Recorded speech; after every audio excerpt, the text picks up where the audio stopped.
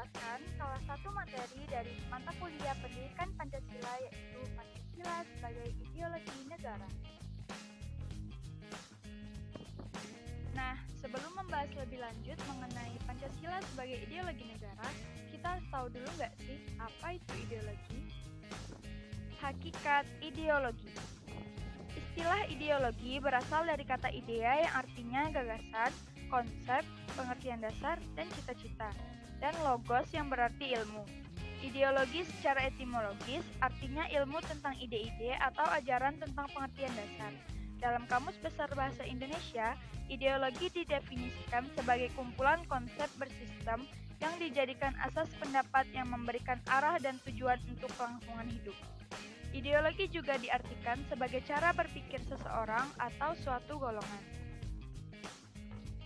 Jadi, dapat kita simpulkan bahwa ideologi adalah suatu kumpulan gagasan, ide-ide, dasar, keyakinan, serta kepercayaan yang bersifat sistematis dengan arah dan tujuan yang hendak dicapai dalam kehidupan nasional suatu bangsa dan negara.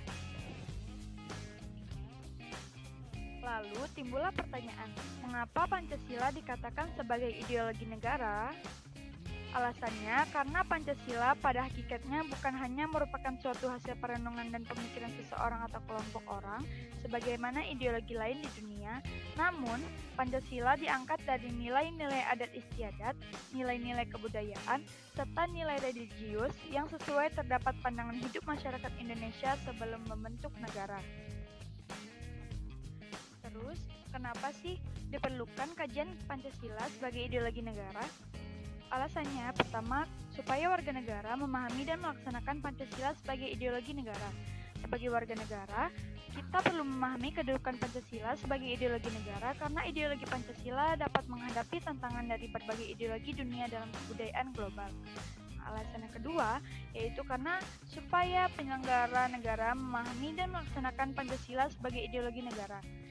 Selain warga negara, penyelenggara negara merupakan kunci penting bagi sistem pemerintahan yang bersih dan berwibawa sehingga aparatur negara juga harus memahami dan melaksanakan Pancasila sebagai ideologi negara secara konsisten. Magnis Suseno menegaskan bahwa pelaksanaan ideologi Pancasila bagi penyelenggara negara merupakan suatu orientasi kehidupan konstitusional. Artinya, ideologi Pancasila dijabarkan ke dalam berbagai peraturan perundang-undangan. Nah, selanjutnya, mari kita bahas hakikat Pancasila sebagai ideologi negara. Pada bagian ini, akan dipahami hakikat Pancasila sebagai ideologi negara memiliki 3 dimensi, yaitu pertama, dimensi realitas. Artinya, nilai-nilai Pancasila bersumber dari nilai-nilai kehidupan bangsa Indonesia, sekaligus juga berarti bahwa nilai-nilai Pancasila harus dijabarkan dalam kehidupan nyata sehari-hari, baik dalam kaitannya dengan kehidupan bermasyarakat maupun dalam segala aspek penyelenggaraan negara. Yang kedua yaitu dimensi idealitas. Artinya, nilai-nilai dasar Pancasila mengandung adanya tujuan yang dicapai sehingga menimbulkan harapan dan optimisme serta mampu menggugah motivasi untuk mewujudkan cita-cita. Dan yang terakhir yaitu dimensi fleksibilitas. Artinya, Pancasila dapat dikatakan sebagai ideologi bersifat terbuka karena bersifat demokratis dan mengandung dinamika internal yang mengundang dan merangsang warga negara yang meyakininya untuk mengembangkan pemikiran baru tanpa khawatir kehilangan hakikat dirinya. Urgensi Pancasila sebagai ideologi negara. Pertama, yaitu ideologi negara sebagai penuntun warga negara. Artinya, setiap perilaku warga negara harus didasarkan pada preskripsi moral.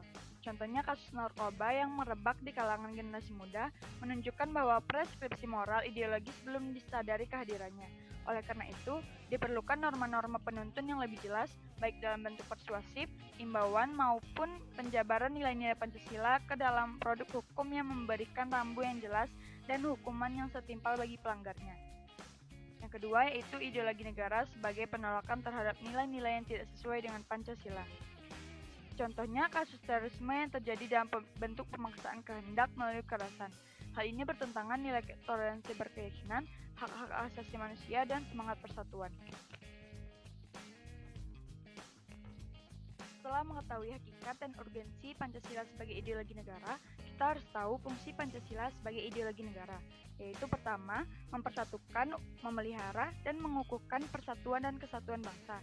Yang kedua yaitu membimbing dan mengarahkan bangsa menuju tujuannya.